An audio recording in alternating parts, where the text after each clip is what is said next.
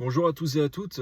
Nous voyons dans la Bible que dans les Juges, que lorsque Samson véritablement, il avait perdu sa consécration à Dieu, son obéissance qu'il devait envers Dieu en ce qui concerne sa consécration à lui, c'est qu'il était dans le naziréat, c'est-à-dire que ses cheveux devaient eh bien, rester longs, ils ne devaient pas être coupés.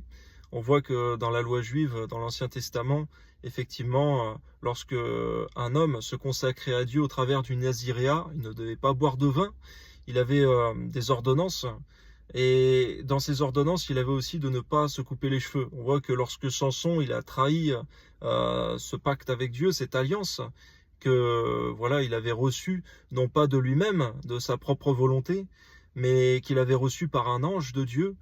Cela a été communiqué à ses parents et à lui ensuite. Il connaissait cet engagement, cette obligation qu'il avait envers Dieu, cette consécration. Donc le retour envers Dieu, c'est que son Esprit Saint allait se mouvoir sur lui, il allait accomplir la promesse de Dieu, manifester l'œuvre de Dieu. De par cette obéissance, cette consécration, l'Esprit Saint allait reposer sur lui. Et on voit cependant que lorsque ses cheveux ont été coupés, qu'il a transgressé cette alliance avec Dieu, on voit qu'il a perdu toute sa force. L'Esprit Saint s'est retiré de lui.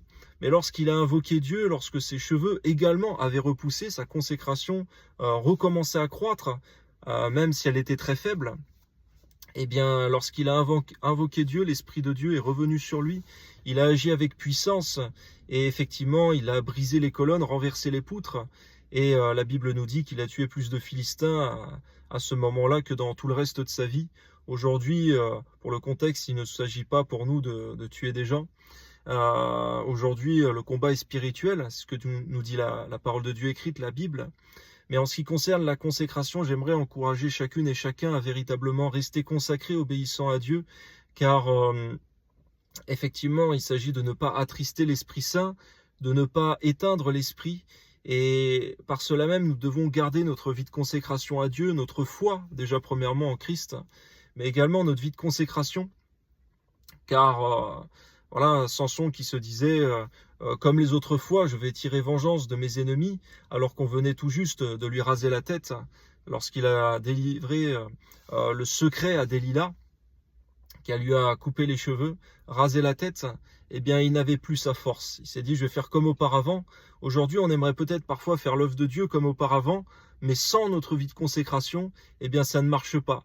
La puissance de l'Esprit de Dieu, le revêtement de l'Esprit de Dieu sur nous n'est plus le même. Jésus-Christ, après 40 jours de jeûne dans le désert, il a revêtu l'Esprit de Dieu. Cherchons donc le revêtement.